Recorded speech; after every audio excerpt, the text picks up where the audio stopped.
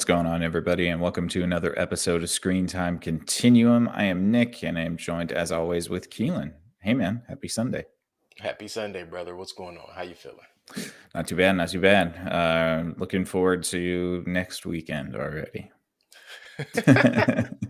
All right. Yeah, there you go.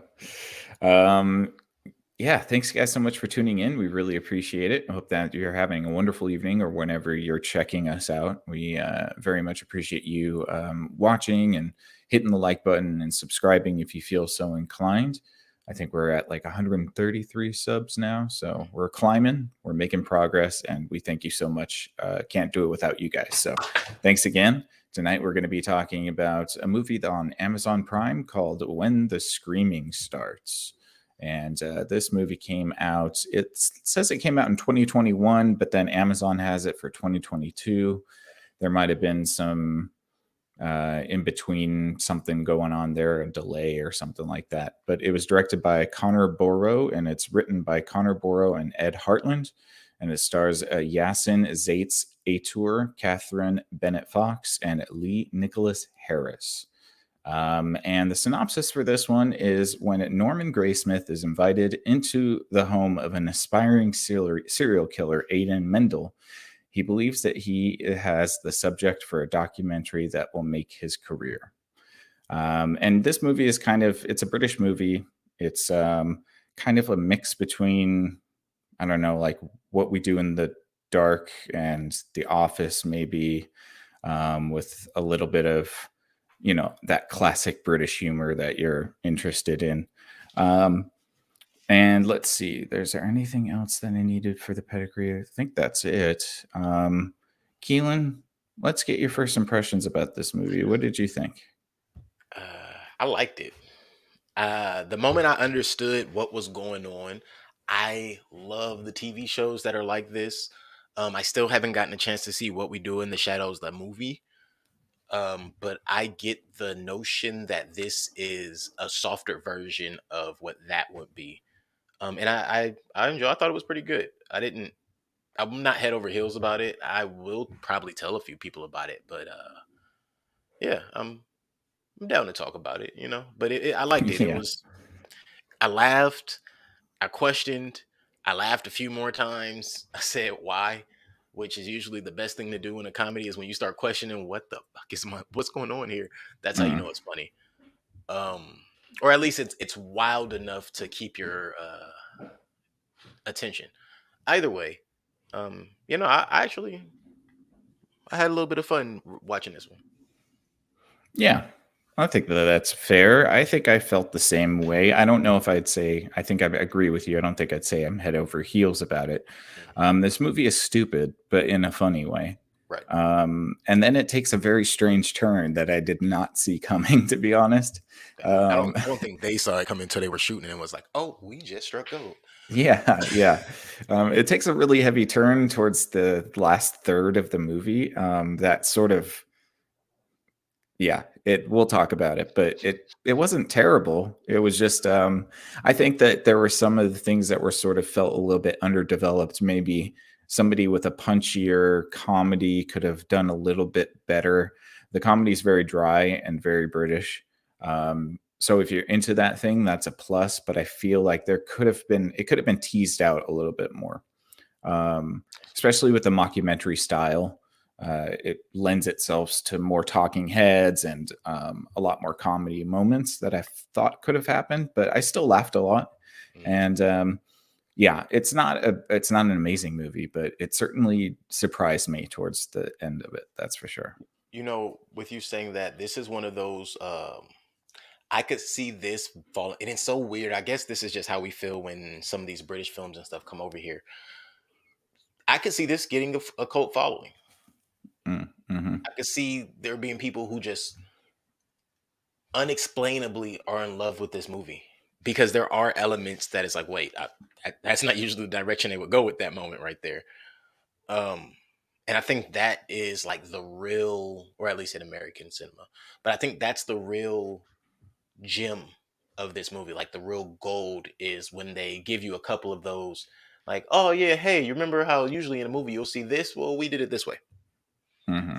Um, But yeah, I think those are the moments that actually make you enjoy this movie the most. Yeah. Yeah, there's some enjoyable stuff here. So really what it comes down to is that this is a mockumentary style movie about a documentary filmmaker. So there's a little bit of, meta layering there. But he's supposed to be kind of a spoof on Louis Theroux, who is a very famous British documentarian. He did the documentary for the Scientology documentary. Oh, I That think we was are really thinking about the popular. same person. Yeah. Yeah, he's been on Joe Rogan before too. And it's pronounced Theroux. I think it's Theroux, yeah. I believe Thoreau, maybe Louis I always thought it Thoreau. was Thoreau, Theroux. but I'm like, you know what? Okay, I'm it might typically be. not the authority on these things, so I was No, just like, neither am okay, I. I'm not British, so. But he's fair. clearly the character. I'm sorry, what's his name?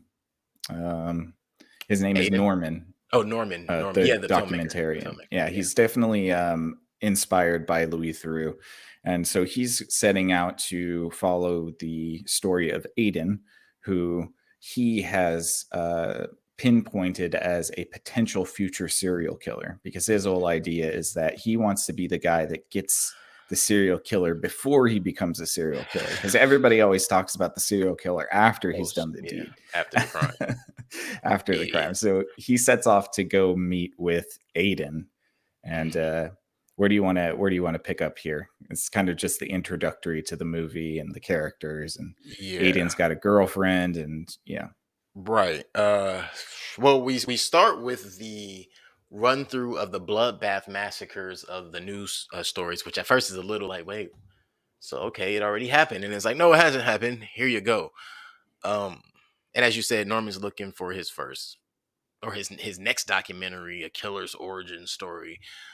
Um, and then we just meet weird ass Aiden and Claire, and Aiden is not as weird as he wants to be. He's just a loser. Yeah. We don't usually even do that because it's like, oh, it's so complex. Like you can't just call him a loser. Nah, Aiden's not that. He's the simplest of a very simple group of people. Mm-hmm. Yeah. Like it's a very simple group of people. He's a poser. He wants to be a serial killer, but That's the word. He's a poser. yeah, he doesn't It's so really funny. live up to the expectation. Yeah. I don't. You know, it's funny you say poser, and it's like, oh, that's the word I was missing this entire time. But absolutely, that's what he is. He is the poser of the everythings, and the reason is, let's call it what it is, because this is clearly 2023. You're in real life, real time type stuff, right? Um, he has the ability, like anyone else, to sit on YouTube and TLC or A&E or any of those TV shows, true crime, and watch this stuff over and over, on and on, all day long. So he thinks I could do it. I done studied it. I got this down Mhm. pat. And that to me was the best part. Like the best part to begin with is, oh, he really think him a killer. Right. Like just And from the thought, it was so his funny. justification too is that, since he works at a movie Yeah, he's seen it time and time again. yeah, movie theater, he watches all the horror movies, and sits I there and thought that was laughs. pretty And, funny. yeah. Um, Even the notion of him saying, I'm an aspiring serial killer, bruh. Nobody says I'm aspiring. All right, man. yeah, and that really kind of kicks off the sort of British humor about this, is that it's just so corny. It's a bunch of very unintimidating people trying to be intimidating. And well, I can't say everybody was unintimidating, but Aiden was the least intimidating, and he thought he Yes. was the scariest of them all. We know who was the most intimidating, but we'll get to that. Hmm. Um, Claire, his girlfriend. Now, Claire was twisted. Claire was Yes. like a special kind of twisted though. Like she's a voyeur in the murderer world. I thought that was a clever insert. Hmm. And technically, Norman is that as well, but we don't get to that until very late into the movie. Um, Hmm. but yeah, Claire, it's like just the aspect of someone who she's not really interested in killing. Of course, she takes part when it comes to it, but that wasn't her thing. Her thing was like, oh, it just happened. All right. I think she wanted to be murdered. I think that's exactly what it was. Hmm. I think she was one of. I've actually heard that those people exist, like people who are so infatuated with these murderers and crime scenes and these stories to where they put themselves in the place of the victim. And when I first heard that, I always wondered, like, how'd you put yourself in a place of the victim? But that's the entertainment of it all. Like, it doesn't have to make sense to the outside. It's just to them inside their head. There's some level of gratification in Mhm. that. I mean, I think it's probably the same thing with people who do reenactments and whatnot. Like, it doesn't make sense to everybody else, but it makes sense to the people who are taking part. Right. Uh, Yeah, and Norman is there to sort of interview Aiden and Claire, and we get their intros. And like you said, Claire is very edgy. She likes to take photos, and she's, she likes to stare into the camera very menacingly. Yeah, very dramatically. oh wait, Um, my eyes gave way too much energy. Hold on. yes, yeah, very, yeah, dead in the face. And the plan is that Aiden is going to pick a target to kill. He's going to kill somebody. It's going to happen. And he has a Claire list. is Claire is very dead set on it happening. He makes a list of people and he chooses his ex bandmate. His mom was on that list for the record. His mom was on the list. Was his ex man named Will? Luke. Luke, yes, Luke, and Luke is being chose to be murdered because he broke up the band, and they had some weird sort of like Scandinavian death metal band or something. And a music video. The music video And a was music actually pretty clever for a low budget video. Right. Yeah, they're all wearing cheap Halloween face paint and gutturally screaming into the microphone, as you would imagine from a death band from Scandinavia. Right in a park in the middle of the city. Yeah, in the middle of the daytime. I thought that was like, I'm like, this is so wrong but funny at Low the same budget. time. It's so Like, low budget. it's Yeah. like this, right? That was like the demo reel for a music video. It's like, hey, this is the concept we have now. Razzle it up. Right. Well, it seems like Luke left because he realized that they weren't going to go anywhere. And Yeah, Luke went and made some money. right, he became more successful, and so Aiden invites him out to go to the pub, right? And they're in the back of the Norman's. I guess he's got like a VW bus, kind of, and that he lives in. Yes, and while he's traveling, and Norman's driving them to the quote unquote bar, but really it's just so that Aiden can murder Luke in the back of the bus. It's the only thing that's going on here, which doesn't work out very well. No. Well, mostly because Aiden finds out very fast that he ain't stronger than Luke. He's not stronger than anybody at all. Which I actually appreciated that. It made it realistic. It had to. So what we already knew about Aiden, it's like, yo, Aiden, you're not built for that. Not what you're trying to do, like just strong arming somebody. You're not built for that. And Luke, knowing what's going on, the initial moment that lets you know that Aiden wasn't ready is Luke just smacked his hand the first time. Yeah, he tries to put chloroform up to his face. And it's like, he's like, is that chloroform? Like, bro, wait, did he just smack your hand and then ask you what that was? And now y'all in a tussle, and then he choked him out. Right. Not Aiden choked out Luke. Luke choked out Aiden. That was hilarious as hell. To me, that's where the movie should have ended. Or the documentary, at least. We should have had a movie past that on why it never happened. But the documentary should have ended right there. I'm not sure what Norman was going through. Well, it kind of jumps around because Aiden can't murder anybody. True. Their next great idea, him and Claire, is that they're going to start a family. And, right. We're going to start a family. Oh, congratulations. How many weeks are you? Yeah. What?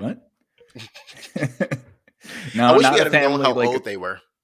Yeah, they're in their 20s, I'd say, like I would assume mid to late 20s. Yeah. And he's like, not a family like a baby, but a family like the Mansons. But with the caveat, not racist. I think that was hilarious as hell when he starts talking about that. He's like, so I mean, of course, the discussion has come up about the racial situation with Manson, and I want to be like Manson, but not racist.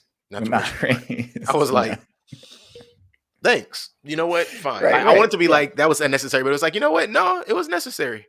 Because once you Sure. start digging a little bit, you really have to ask the question: Yeah. Yeah. I mean, the whole How much idea of this was a man do you race believe war, in? anyways, right? So, That's um, what I'm saying. It's like, so how much of this man do you believe in? Hmm? I like that. right. Yeah, it was pretty funny. So they go through this audition process, Hmm. like they're casting the real world or something. That was funny. Um, and they go through all of these people, and unfortunately, a man named Mickey is one of the first people interviewed, and he's unceremoniously rejected. Really, Oh my God, Mickey was poor such a Mickey, man. Mickey was a bigger loser than Aiden. He was a bigger loser than Aiden, but poor Mickey. I felt so bad for him every time he was on the screen. I'm like, damn, dude. They reeled you in, huh? Yes, he reeled me in because he was so sweet. But he's an absolute loser and has no friends and is an orphan. Hmm. And his disposition is, okay, well, I guess I'll go try to find somebody else that'll, accept me. Take me in. Yeah. He's Yeah. just looking for some friends. He's He just doesn't looking care for if they kill or friends. not. No, no, no. But the group gets selected, and it's a very hodgepodge group of people. Oh yeah. Um, What do we get? yeah. We end up with the twins, Veronica and Victoria, Hmm. who I kind of remember everybody's backstory just a little bit, plus I got a few notes.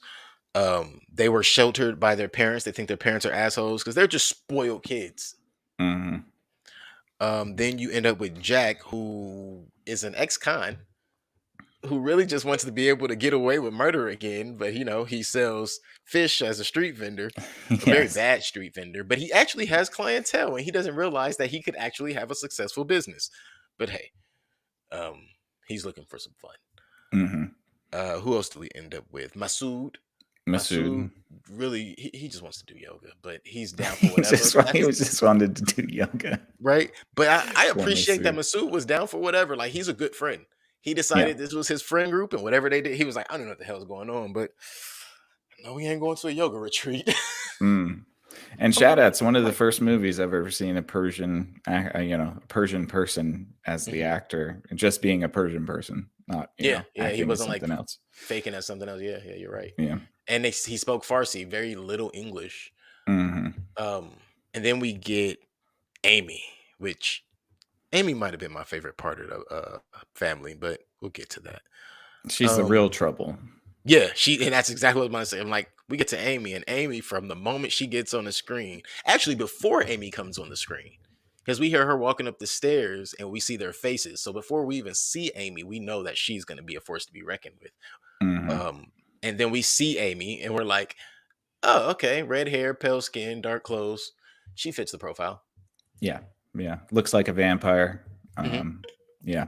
I think she's written down as witch on Aiden's cork board of Really? all of the people. Yeah, it says That's witch funny. I under didn't her see that. name because she kind of looks like a witch, A little bit. a modern witch. Yeah, but Amy is really the psychopath Hmm. that is sort of everybody else is sort of just um, They're outcasts and yeah, you know they're m- tourists to the world. right, right. They're kind of in love with the idea of being murderers, but Amy is the one that really wants to do Hmm. the act. And oh, wait until we tell you about the act. Oh yes. Um, so yeah, they go through all the interviews, they get the house.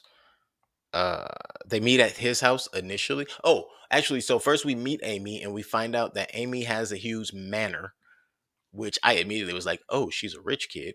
I don't know how I didn't feel like the group picked that up immediately, Hmm. that she was a rich kid. It's like, listen, if you know, affluenza is supposed to be a real thing. So the moment we were like, oh, she lives in this manor that used to be her boarding school by herself, and the lady that was supposed to be taking care of her, she got locked in the closet. I was like, I need y'all to get out of there. Yeah, yeah, yeah, yeah. Like, I know this is supposed to be a murder movie, but I don't want y'all to be the ones murdered. That's not how this movie's supposed to go. And I got that vibe as soon as we met Amy. But I liked it because she was the only one out of all of the characters from the very beginning that I believed would actually kill anyone. And the Mm. twins, actually. I believe the twins would have done it from the moment we met them. Um, I think the twins, actually, when I think about it, they might have been my favorite part. But Wonder Twin powers activate. Yeah, they were just creepy twins that wanted That's to it. murder and have orgies. If I'm, and you know what, I'll say this. If I'm honest, the orgy part in discussion was like, oh, they're here for the sex and the orgies. But in context of like the family they put together and how everything was working, that just would have been weird. Yeah, nobody would have really wanted to see that. Mm-mm. This would have been weird. But in context, it was like, oh, wait, they here for the what now? Oh yeah, right. Like, I see how you get people into doing this stuff. So they take um, their little they get into their little fight club house and they start their training. right. I'm sorry. It was the training because I was already thinking about it. That shit's so stupid. It's super stupid. Oh, it's so stupid. Their I training like. consists of playing with retractable knives and just lightly stabbing each other in very awkward ways. Mm, mm, Yeah. mm. Solid information, terrible training. Yes, very bad training. Mhm. But it doesn't really matter in the end, so I guess it worked. Yeah, The information was solid as we found out. right. Masood was getting strangled. Um, With a grocery bag. Where did the bag come yeah, from? I don't know. That's how you. That's why you know Frank was resourceful. Yeah. He just wanted some. He probably had a few tools on hand just in case. Oh, in his pocket somewhere. I mean, Um, funny enough, Frank didn't kill anybody. yeah, I don't remember anybody he stabbed or anything at the.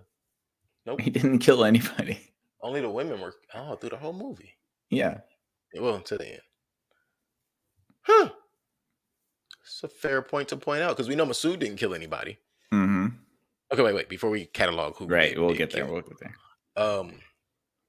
Oh, at the training is when we first realized. Like from the beginning, I was like, "Oh, Amy about to snatch Claire." But at the training, I was like, "Amy already snatched Claire. Claire is a puppy who just wants a master that's strong on the leash. That's it. Yep. That's all she was looking She for." wants a serial killer, and Mhm. Aiden clearly is not Is being not. a serial killer. He is not. Right. But he feigned it pretty well. I think if he had told her about the cat before everything started, he could have got some. Maybe. That might be wrong. No, yeah, probably not. She didn't get to take pictures. Yeah, probably not. Anyway, so we find out Masood is searching for an English woman that he met that came to his country for a yoga retreat. And he had wild, crazy, lovely sex with her. But then she left him after like 2-3 days with a note. Her name was Julia, and that's why he's really over. Are they? Where are they? They're in America. No, it looks like they're in the UK. Okay. Yeah. Yeah. So that he said an English woman. What am I talking about? You're in America, Americans. But yeah. They find out Aiden rented a spot, which is Aiden's a dummy. He rented out a loft. First month was paid for, and well, what are you gonna do about the months after that, Aiden? Oh, we'll kill people. Well, you'll kill him, but No nobody's one's paying you. Paying you for that. Yeah. Huh. Thanks, Nan. Idiot. How he gonna pay Yeah. his property tax now? Who knows? But whatever. Oh wait, maybe they don't. Yeah, I wonder how that works over there. Hey, somebody, if somebody knows how UK property works, let me know because might go buy some. Maybe they have squatters' rights there.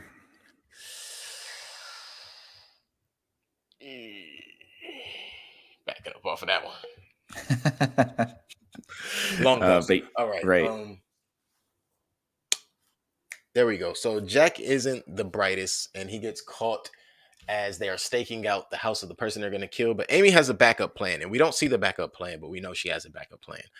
The guy that they were stalking was one of the guys that auditioned. He was the old dude. Yeah. The old guy that they kicked out anyway.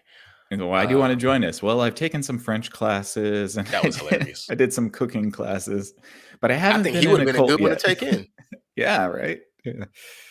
Ready and willing, dummy. Very good. Yep. So yeah, after Aiden gets a spot, they get there. They start talking plans and everything, but then, Aiden basically backs out of his own plan. Well, he wants to be the Manson. Yeah, he wants to be the Charles Manson of the situation. And yeah, right. Manson didn't kill a person at all. Well, maybe at some point, but not in that situation. Mm-hmm. I understood that, but I was like, oh, okay, I see why that's gonna go wrong. Oh yeah, absolutely. I You're not mean, gonna he was send being a me bitch to battle. about it for Yeah, sure. you're not gonna send me in the war. You clearly won't do what you sent us to do. And I'm just gonna give you credit for it, and you're not gonna give us no credit for it? Like, no credit. Yeah, that's Zero. not how cults work. Mm, I'll flay you. How about that? That's what they should have did. They should have flayed Aiden. Well, we'll talk about Aiden once that gets there. Fair Uh, enough. So yeah, the mind versus bullet argument where everybody's looking like they're silly and Masood, who barely speaks English, says in Farsi, the bullet. mhm. It's an easy answer. Then he thinks about it, figures out how to say it in English. No, it's the bullet. And it's Yeah, like, see, you guys have confused Masood. It's like, what? No, nobody was listening to Masood. nobody at all. No, well, nobody spoke Farsi, French. Sorry, nobody Mhm. spoke Farsi. Uh, so yeah, they end up going to the job. Let's call it that, and we find out that this is Amy's parents' house. This is when it got really interesting to me. I don't know. It kind With of her turned up a brother and notch. her sister-in-law there, and Yeah, their parents' friends. and their parents' friends. Like that was. I was like, oh, we about to kill her family? Okay, that's crazy. Yeah, it definitely cranks it up to 11 at this point Hmm. because up until this point, everything's been theoretical. And I like that the movie does that because once you get to the dinner scene and people start getting stabbed, it's like, oh, okay, we just, Sliced. yeah, we just crossed that threshold there. Yeah, yeah, and the blood and yeah. This is when the movie gets where you thought it was gonna get. Like you didn't know how long it was gonna take. And sometimes with these movies, it's the last 10 minutes, and it was not that for this. I would say it came about the halfway point, I maybe a little bit honestly, before the halfway point. I didn't even think anybody was going to die in this movie. I thought it was just going to be a whole bunch of posers pretending to be murderers and then getting into some sort of situation that they have to get out of, and then it concluded that way, you know. I felt that's what they were doing at first, and that shifted. Like when we met Amy, is when I started questioning if anybody was actually gonna die. Mhm. Um, and when she had a backup plan when they had blew the first stakeout, that's when I was like, "Oh, this is gonna get bad." And it didn't get bad, if we're being honest. But I thought it was gonna get like running from the cops bad. Oh, right, right. Yes, Yeah, thankfully there are no police in this show, in yeah, this yeah. This movie, this doesn't turn into one of your except for the classic end. chase down the bad guy Yeah. scenes. And even when they do show up, it doesn't turn into that. So after all of the murder is done, and Amy literally chases down all of the helpers and anybody else in the house, uh, it was an interesting scene. Like it was actually fun to watch. Sometimes some of those scenes were just like, oh god, that's crazy. Like, oh, the cinematic choices there. It wasn't so much the cinematography, but the energy in the scenes were just it was fun. Yeah. It's a Um, very high energy scene for sure. I will mhm. point out that Frank and Masood didn't Didn't murder kill anybody. anybody. And Yeah. I now I want to go back and watch that to see what I missed with Frank because I did think Frank got at least one person, but if he didn't, now I'm wondering what did I miss. Yeah. Big Mike, what up, Mike? Hey. Mike said, "I thought they were posers too." Yeah, yeah. It's again, like Nick said, it seems like everybody was actually posers, with the exception of Claire, because Claire wasn't a murderer; she was a voyeur, and Amy, because Amy, I believe, already got a body or two. Um, I think that's why, as we get to the dinner party, we see even brother. Everybody's kind of scared of her, Mhm. and I think it's because they are rich folk, so they done allowed her to get away with murder because dad's had it covered up before. And at this point, Maybe. now they know what she's capable of, and that's why she's not allowed around the family. Yeah, the twins seem pretty about it too. Yeah, Um, 1,000%, and yeah. mostly because they thought that was the right way to live life because of what they grew up with. Mhm. Um, but So they yeah, so murder the entire the family, entire family and then and they go the then they go pianist have a celebration party, celebration. which I felt like that scene lasted a bit too long, if I'm being critical, but it Kind was of, still yeah. fine. I understand how they extended it and why. You add things like meeting T Bone or T Bone, I forget his name, but Mhm. T-bone. yeah, T Bone. What should I call you? Whatever you want to. How about T Bone? T-bone it is what she said. And I was like, uh-oh. He's dead. I promise you that was the first thing I was like, she about to kill this dude. I didn't think she was gonna do it right then and there. Right. She invites him into the bedroom Straight to the room. under the premise that he might be getting lucky. Man, And listen. First off, you see the jealousy in Claire's eyes, and I was like, uh-oh. Then you see the jealousy in Norman, because Norman was definitely trying to get him a piece of Amy. mhm. He wanted that, which was interesting because, okay, Norman, but Big Mike says tea cake. Yes, he had a lot of tea names. tea cake. Yeah, too many tea names. I think he was Frank's prison friend. I think they did time together because he never said where they met, and he made it clear that he had been down. So Mhm. I'm figuring he was just his boy. Like, hey, yo, got a party.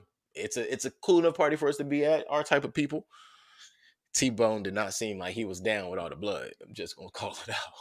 That was a great scene when they're arguing in the party and you just see the door open and Amy just drags his Drag him out. body out. Which also, that's how you know she's a psychopath killer. For that little ass girl, she's pretty strong. Yeah. She just drug him right out of the room and undetected. But by the feet, which means she's had experience because you don't want them rubber soles to catch on and stutter. Now you got to grab him from the other side, spin him around. No, I'm joking. Mhm. Big Mike says special prison time. Well, I don't know. I'm not even gonna say what because you might elaborate. I'm just gonna say, wow. We don't know what nicknames they were calling each other in the pen. Yeah, that's all we're gonna say. So Aiden kills the buzz when he turns off the music and begins to take credit for doing nothing. Absolutely nothing. Arguing with them about taking credit for doing nothing. Yeah, it's so stupid. Such a severe state of delusion. Mm-hmm. Just an extreme severe state of delusion. It didn't even make sense why he was so delusional either. However, his whole argument is that since he's the brains of the operation, all of those kills belong to him and he should partake in as much credit or more credit than them, really, because he's the one that orchestrated it. Nut job. Stupid. It's like, you're going to say that to a group of people who just murdered a whole bunch of people? And that was my thing. I was wondering that. I'm like, does he not value his own life? Because you're not capable of what they're capable of, clearly. And it's about what, 5 of them and 1 of you? And Norman not gonna stop nothing because all Norman won't is the footage. Yes, right. And the documentarians won't stop anything because they're very good at their job. Oh yeah, no, the cameramen, they don't exist. I mean, yeah. Or camera persons, because we don't know. So they celebrate their kill, but Aiden taking credit creates a rift in the group, and everybody's hot. Everybody's upset with him. And the next day is they get into a fight about what? Yeah, the next morning. Well, because he was gonna. He wrote a letter to the police. Yeah, he's writing a letter to the police. But first you see Claire in the room with Amy. Let's make sure we point that out. When Jack is looking for T-Bone. But then we see him write the letter, and everybody's like, and mind you, Amy's already rallying the troops against him at that moment. Yeah. So that doesn't help his case. They turn around, they catch up to what's going on really quick. Mike says the mind directs the finger that pulls the trigger that fires the bullet. Exactly. Yes. The mind versus the bullet. Dumbass argument. Who's killing it? It's the bullet. No, it's the mind. Like, you want credit. Now you've confused Masood. Right. Confused. Damn. So, where were we? So yeah, this is when everything's kind of falling apart. He gets on this little spaz. He's like, and if you don't like the way I run this family, then you can leave. And it's like, all right, everybody promptly packs their bags and leaves. Just out, including Claire. Claire. Sweet Aiden, you're not who I thought you were. Saw that one coming. I mean, she definitely was just laying with Amy all night. So pretty sure it ended that last night and not this morning. But hey. Yeah. So yeah, so Aiden is then upset because they're leaving, and the documentarian is like, "Oh, actually, I think I am going to leave too because I need to follow the serial killer, which is now Amy." Hmm. But Amy doesn't want the documentarian with them, as anybody committing Why would murders she? probably doesn't. Right. Like, why would uh, s- anyone? why would anybody? So she tells Norman that he's not allowed to hang out with them anymore either. And she takes Norman's footage of the murder, Hmm. so he doesn't even have that anymore, which causes Norman to be quite upset, Spiral.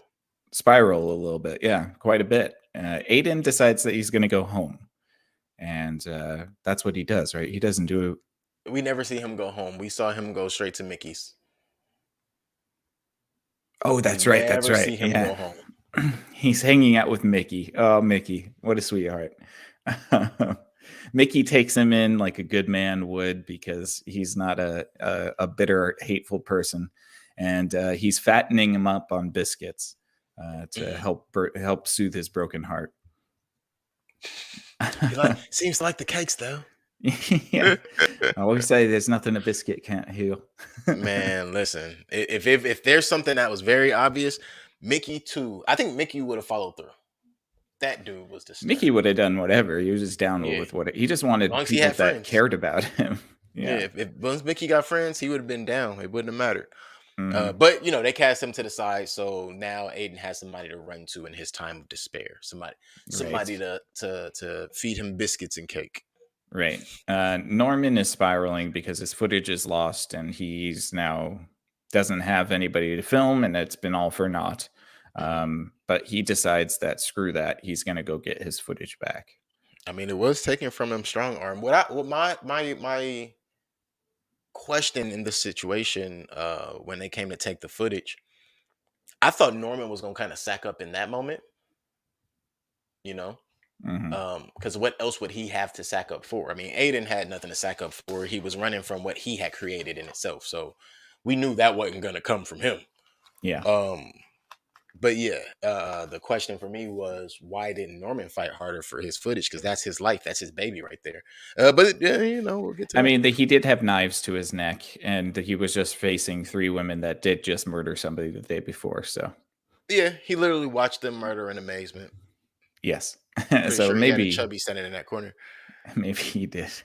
Mike says Mickey just wanted to have a family unit of some kind. He Yes, was he looking did. for the And gang. and bless his heart for that because Bless his heart. he's a very sweet Like he's an character. ugly baby. Bless his heart. Yeah. He just wanted friends, man. So Norman decides that he's going to break into Amy's house to get his stuff. Hmm. He has a gigantic battle with the door for many seconds on end before He he fights the key. discovers a skull in the lawn and then turns the skull over and it's hiding a key. And he looks at the camera. He says, "It looks like my luck just changed." Yeah. And that's when I thought to myself, ooh, he about to die. Yeah, yeah. He gets into the house and he gets to the closet where his footage is and he grabs his bag. It's all there. And he's making his way out. And of course, Amy is in the kitchen and confronts him. And Norman's like, "Hey, I just want my footage. That's it." Hmm. Amy, being a murderer, decides that no, that's not how this is going to work. I'm going to start to intimidate you and press forward. And she starts walking towards him, and she's got a knife on her, right, a box cutter, A box cutter. Yeah. and Her she kind her of favorite killing tool, apparently. right. She slashes at him, and he backs up, and he keeps backing up as she's approaching him menacingly.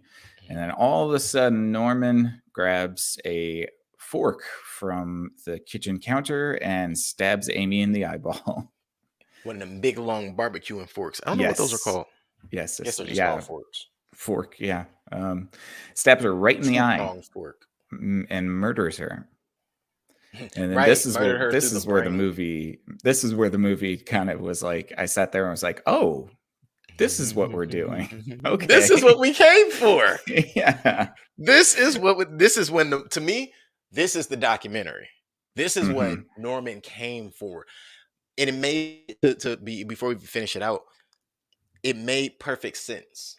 When you start at the beginning of this and you get all the way to Norman finally snapping it, Oh, that makes sense. His obsession is bubbling over now. He can't Hmm. just watch. He has to take a part now. Right. Right. And it's also a little bit of like self-fulfilling prophecy. Hmm. He wants the documentary so bad that he becomes the serial killer that he was trying to follow in the documentary. Yeah. So he murders Amy with a fork in the eyeball, takes Hmm. the fork out and walks, tries to leave the house, but Claire's there. Well, And Claire well, takes a she picture of actually her. starts taking pictures of him as he's pulling the fork out of her eye. Right, right. Yeah, like he Uh, never. I didn't understand why he didn't. I would have just left the fork in her eye and tried to leave immediately. I think he wanted to take the murder weapon with him. Oh, Yeah, because he takes the fork with him. he does. You're Yeah. right. So Even yeah, yeah, yeah, yeah. So I think Sorry, he's trying to take Claire the sees him. murder weapon from the scene. But Hmm. Claire, yes, sees him and starts taking photos of him. This is obviously in a way to sort of goad him into into putting her into a corner, Hmm. where then she says, "I had a dream it ended this way," but she didn't say that. But she said, "I Basically, knew it was going to be you," or something like that. you did well, Norman. You Yes. did well. I'm like, oh, and that's the same like you said earlier. It's like that's when it clicked for me. Like, oh, she wanted to die. Hmm. Yeah. Huh. So And that's why she liked to photograph death. She didn't like to photograph murder. She liked to photograph death. She wanted to know what that felt like. Right. And she gets it. Norman stabs her a bunch of times in the effort to get the camera away from her. And he takes the fork and the camera out and escapes the house. Yeah. Um, and then this is where we come back to sort of what everybody else is doing. I think Hmm. Masood is talking about his time with the family, and he says that it's reinvigorated his desire to search for his princess, and so he's going Yeah. to go search England for his princess, and even until death, which he then almost steps off the curb and gets hit by a Tiger. bicyclist. Yeah. And then he makes it off, but he's okay. He's going to go find his princess, and that's what he's going to do. Hmm. What does Frank decide to do? Frank is looking for Terry. Frank. Yeah. Frank is still looking for Terry. Oh, Right. that's his name, Terry. Terry. Yeah. Yeah, he's still looking for T-Bone. T-bone, teabag, tea cake. T-bag. T-cake, T-bag, T-time. Tea time. Yeah. Everything. What is he? No, it wasn't. I don't think that was one of them, actually. No, Anyway, probably not. there's a lot of different key things. So Aiden then gets a phone call from Norman, right? Yeah, Aiden gets a phone call for Norman, but that's after he sees the news coverage, so he already kind of Right. figured out what's going on. Yes, he finds out that Claire was murdered, and then he gets really heartbroken, and he starts punching the carpet and Hmm. tearing off the little pieces of paper on his walls dramatically. Super dramatically. Yeah. But he gets a call from Norman. Norman's like, "We have to meet," and so him and what's it, Mickey? Yeah, Him yeah, and it's Mickey him go and Mickey. to the meeting spot with the documentary crew. And Aiden looks at the documentary crew and he says, "Well, you might actually see me kill somebody after all, because he's there to kill Norman for killing Claire." And they meet each other, and Norman sitting in a room on a chair under a spotlight in a dark room by himself. Ominously waiting. Ominously, yeah. Mickey is outside and told that if he doesn't come out in 10 minutes, if Aiden doesn't come out in 10 minutes, to call the police. Um, and Norman basically says to Aiden, "I need you to take credit for all of these murders because I didn't want to kill people, and you did. So I bequeath these murders to you." And Aiden realizes that he doesn't want to kill anybody. After Aiden pulls a knife on Norman and is goaded into trying to kill Norman, he realizes that he just doesn't have it in him and that he doesn't want to be a serial killer. Unfortunately, it's a little too late because Norman has decided that either he takes the credit for all the murders or Aiden's going to get murdered too.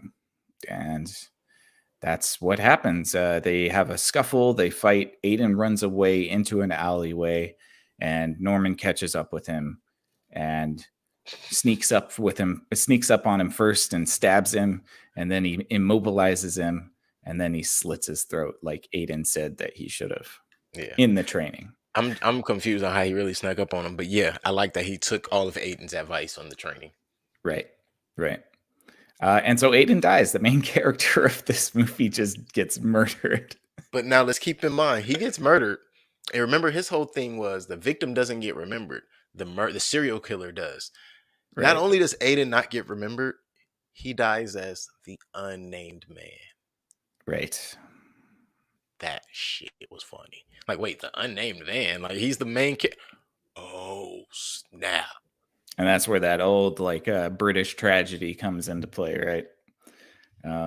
Yeah, so he is now murdered, and Norman surrenders himself to a couple of billy club wielding bobbies that don't have guns. I'm sorry, if you're responding to a murder scene, England, you should allow your officers to have guns. Just because it's a murder scene, if nothing else. I mean, he could have fought those cops too with the knife. I mean, they only had nightsticks. He just gave up. He just gave up. And yeah, the movie ends with a cut from the documentary in which Aiden says that the victims never get remembered. It's always the serial killers that get remembered, as he just died.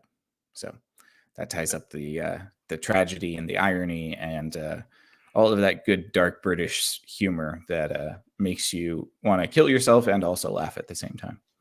So. Right.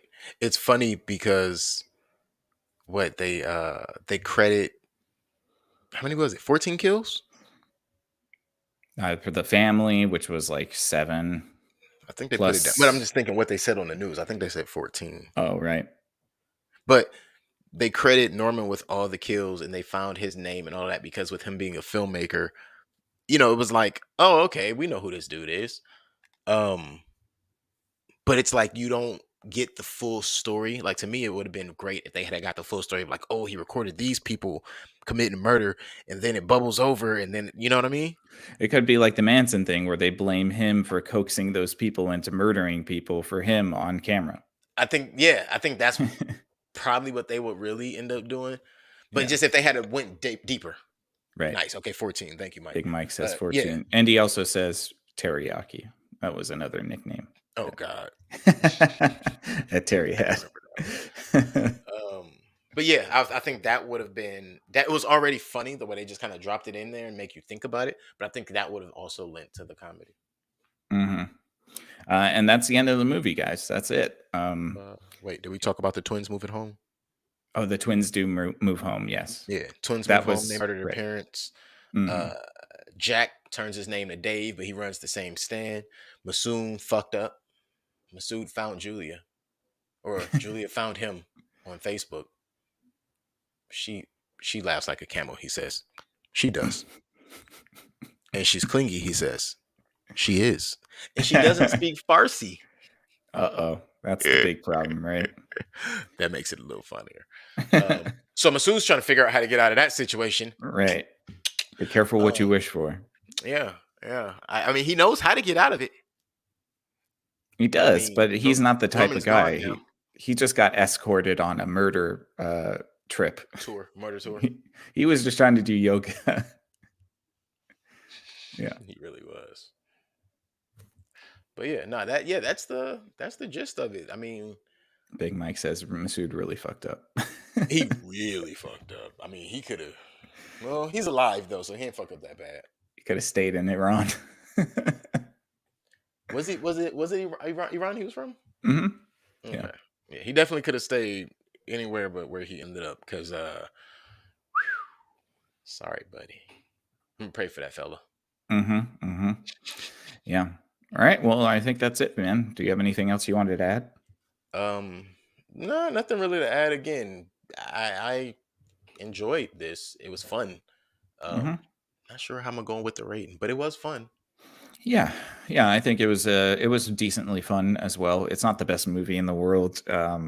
It's funny. It's got some interesting shots. There was one stop motion shot of Aiden when he's trying on different clothes that I thought was a cool scene. I like that a lot. there were some interesting cinematography choices. There's a lot of good dark humor here, a lot of subtle humor as well, and it's you really have to like dry British humor to appreciate it. But if you like that type of stuff, you probably might want to check this out. Like Keelan said in the beginning, I could see this becoming like a cult classic type of movie that has like a big support, underground support, just because of the way it's shot and how kind of unique it is. It's pretty unique too. Yeah. Yeah, I think this movie is definitely I didn't look into the awards or anything. Sometime I try to find out if it's, when it went to festivals and stuff before it really got budgeted how it did. I am Hmm. almost sure that this movie will have some cinematic references, some critical acclaims as far as how it was made. I'm Hmm. not sure about plotline and all of that, but as far as how they made this, it seems like they used a lot of hand cam for sure.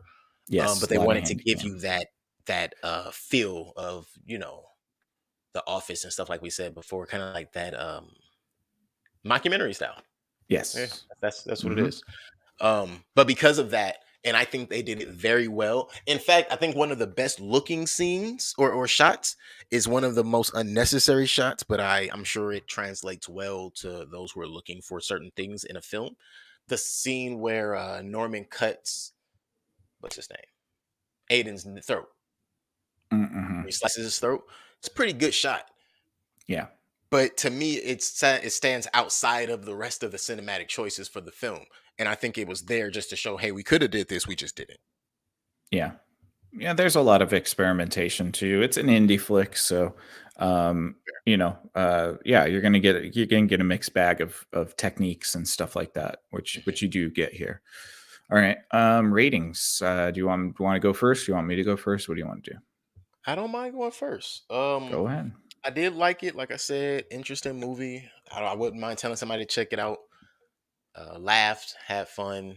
Reminded me of a lot of things I've seen. I would give this about a 5.5. I want to give it a little higher, but I want to also give it a little lower because I didn't like it like for the sake of originality or anything like that. Or well, like I said, the cinematic choices were a little different, but as far as like plotline and all that, it wasn't like super unique. Um, but I did not expect to actually like bust out laugh type junk, and I did. Mhm. But I'm still gonna give it a 5.5 because I think that's solid. I think that's fair. I don't think I'm putting too much on top or taking anything away with a 5.5. I think anything outside of that for me, just for me and my rating, um, I would probably be placating to one side or the other, and I don't want to feel like I'm doing that. Yeah, no, I get that. I think I'm at about a 6 for this one. I like it a lot. Honestly, I really wish that it was better because I could see a movie like this being in my 8 range. Hmm. But it's not there. I think that maybe if you could sort of refocus this a little bit. I mean, the twist is already gone, so you can't really redo this in any way, but um I don't know exactly what would have gotten it to an 8, but I think Gotcha. it's a decent 6. I'd give it a 6 because of the ending and sort of how everything shifts to Norman and also the tonal shift after the murder. Everything sort of turns from, it starts off as like a The Office style Yeah, comedy, almost a sitcom. almost a sitcom, and then it turns into like, oh shit, people are getting killed, and then it's like, oh shit, the documentarian is the serial killer, Yeah. and so I think that it covered that up pretty well, and it waited till the right time to show that to you. So I think it's a 6 for me, Okay. for sure. Nice. All right. And So, Mike's got his rating here. He said it's a solid 5 for him. hey, a nice Yeah, fiver. yeah, I think Okay. it's Hey. around that Yeah. range. Right. And look, and you can't go wrong. A fiver, I mean, like we say all the time, anything other than higher than a 4 or 5 is actually pretty solid. Everybody won't like it, but we gotta leave some margin for error. Yeah. Mike said he would have given a 6 if it had made him laugh. Yeah, the jokes are the humor They're is dry. so subtle and dry in this that yeah, like yeah, I it's very laughed pretty much specific. movie. I Yeah, laughed I too, but laughed, but I get it. only because of how stupid it is. Mhm. Mhm. And But I mean, yeah, hey, it's but that's what it comes down to. I don't think it's always, even when they're comedies. I think that's the one thing we always say. Like when we see comedy in the genre of a movie, it's like, oh, I'm not gonna laugh that much. mhm. It's like you just kind of know off bat you're not gonna laugh that hard. This one wasn't that much of a disappointment in the laugh department as others have been. So yeah, Yeah, I can't poo on I it too think hard. we've reviewed some movies that have been slated under comedy that did Oh not my make us laugh at all. So Some movie that was slated under comedy that came off more like a drama or a adaptation of a stage play or something like that. mhm. But it was Mhm. supposed to be funny, and it was like, to who? Yeah. Ooh. Anyway, yeah, this one's definitely if you're into the dry British humor, you think you'll probably find it pretty funny. But again, it's not like yeah, it's not going to be overtly funny. It's going to be very Right, subtly funny. Cool. indeed. Well, yeah, You got that's all I got. That gives us 11.5 out of 20. What, 5.1, something like that. yeah, 5.2. 6. There There you we go. go. Yeah. All right. Cool. I think that we're done, man. I think Yeah, that that was a pretty short that's all one. we got. I like this movie because it is only 90 minutes long, and Yeah, that's very nice. So and it felt shorter than that. yes, it did. The pacing was good. I think the pacing was super nice on this movie. Before we wrap this up, do you have the choice you have for Wednesday? I don't want to be this guy, but I Uh oh. don't. Uh oh. What are you gonna put us through? No, I don't, because I am not sure where I can find this, and I almost don't want to say it because I don't want to put us in a situation where we have to rent like a $20 movie, Mm, and I don't know if it's available as of yet on other platforms. what So I movie? can't say it. I mean, I'll say it, but I can't guarantee that we'll be able to watch Right. it. So, it was Knock at the Cabin. Oh, the Shyamalan movie. Mhm. Okay. Is it available for rent? It is available for rent, but I'm not sure. The rent cost is 20. Oh, yeah. That's just buying a I movie. wouldn't Good put, lord. yeah, that's just buying the movie. So it's Yeah. like, all right, let me see if it's available on any of the other platforms. And if not, then I do have to change my selection. For sure. Yeah, there's a lot of stuff that's just been added too. So Mhm. we will put that on our community tab, guys. So if you want to check us out on YouTube, you can check that. You go to our channel, you hit the little community tab in our YouTube page, and we post updates for every show. What the movie is going to be so that you guys will know. We'll let you know within the next day or so what Right. Wednesday is going to be Yeah. It'll definitely be up tomorrow night. for sure. All right. Cool, man. I think we're done. We're going to wrap it up here, you guys. Thank you so much for listening. Thank you for tuning in. Thank you for liking and subscribing if you have done that. And if you haven't, that's okay too. But if you like this, maybe consider giving us a thumbs up and a subscription. It would really help us out. We're trying to build out our audience and we can't do it without you guys. So thank you. Thank you. Thanks, Big Mike. Thanks for tuning in, man. We miss you on the show. We can't wait to have you back on, and you'll have to choose the movie. Haha. So, yeah. Thanks everybody else for tuning in. Again, we appreciate all of you out there. If you want to check out what we do on separate podcasts, you can go check out the Facebook page, Thinkering Talks, where you can get a podcast every day of the week, starting on Tuesday nights with Keelan at If Numbers Could Talk. And Wednesdays and Sundays here at the Screen Time Continuum at 8:30 p.m.